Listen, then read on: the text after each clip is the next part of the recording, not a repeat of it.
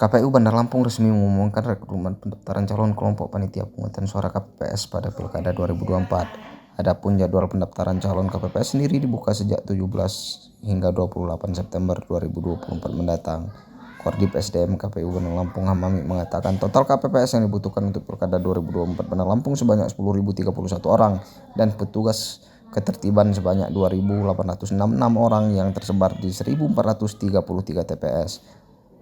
Hamami mengungkapkan dalam proses perekrutan KPU melibatkan aparatur kelurahan. Pasalnya dalam pilkada semua pihak boleh terlibat dan semua orang boleh mendaftarkan diri sebagai KPPS. KPPS sendiri. Ya, penekanan untuk KPPS sudah kita ketahui tanggal 17 sampai 28 ada proses pengumuman dan rekrutmen KPPS. KPU kota itu sesuai dengan TPS 1433, jadi membutuhkan KPPS itu 10.031 orang KPPS ya. Terus lalu petugas ketertibannya itu membutuhkan 2.866. Tentunya mereka itu harus memenuhi persyaratan yang sudah saya bacakan tadi, itu persyaratannya. Lalu setelah persyaratan itu tentunya juga ada proses tanggapan masyarakat dan proses sebelum penetapan.